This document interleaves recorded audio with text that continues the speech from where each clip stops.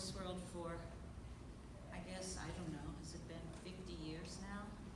And this has just been a dream of mine. And I just want to say that I spent 12 years with the Washington International Horse Show working behind the desk in the VIP area and meeting a lot of people. And it was my favorite week of the year for 12 years. And to be able to come back here and do this and to hear that music, which is music that I grew up with, I feel extremely emotional, extremely. It's very, very special to be here with you.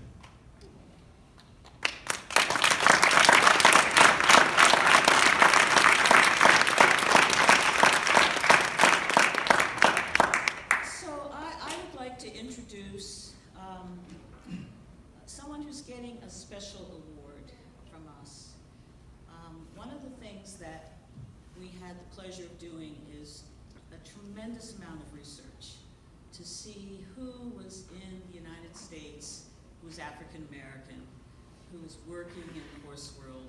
We were looking in particular this year for people who had several generations.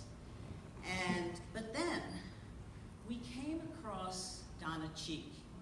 And I found out for the first time in my life, even though I've been in the horse world for 50 years, that there was an African-American woman who had been on the U.S. equestrian team. I never knew that.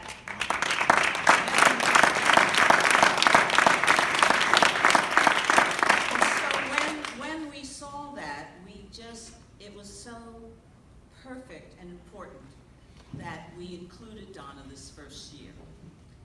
Donna has joined us from California. She flew in on Thursday, came with her brother. In 1981, she became the first African American to compete for the United States equestrian team. So she made sports history.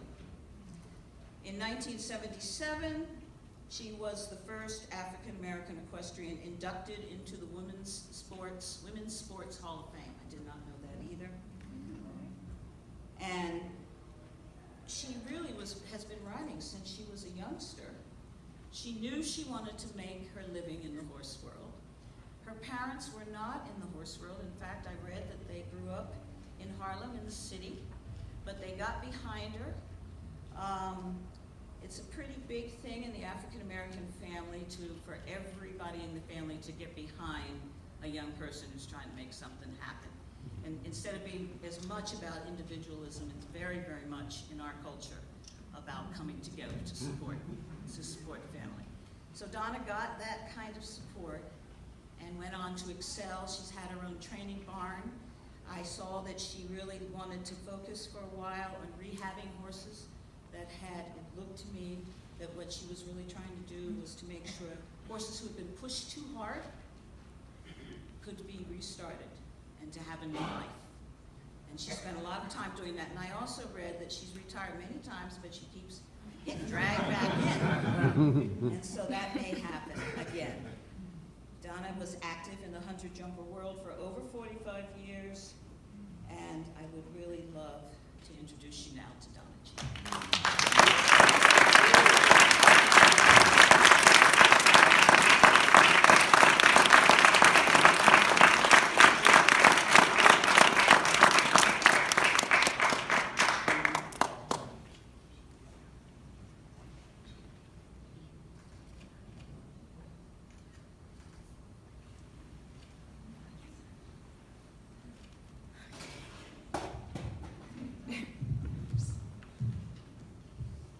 Good afternoon. I'm really, really excited to be here. Not only me, but I have family here. My brother, who's been there for me, every award, well, not every horse show, but he's mucked stalls and he's picked up hay, and I have family here that's local, Susan. I've got a niece here from New York. And I'm just really excited about being here. And I want to thank each and every person who has come out today. I'm sure you didn't know exactly what you were coming for and what it would be like, but you're here.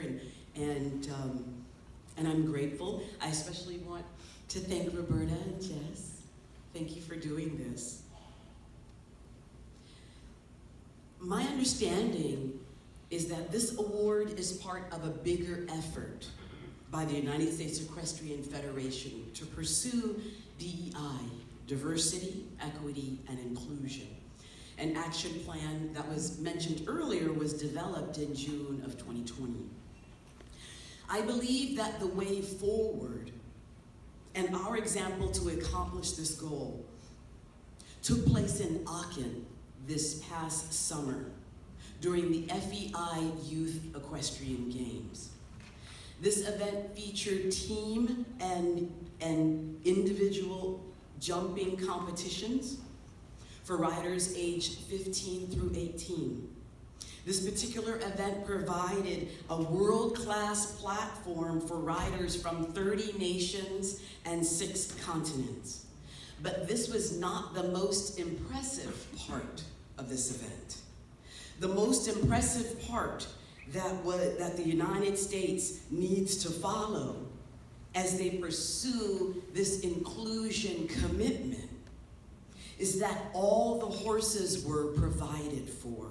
They were provided for these young riders. These riders were not shut out if their parents did not own a Fortune 500 company, but if they had a willingness to work hard and develop their talent, the horses were there in Aachen waiting for them. That's the model that worked to level the playing field. That's the model that the United States Equestrian Federation needs to pursue. I believe it can and it should be done for our sport to survive and to broaden public interest.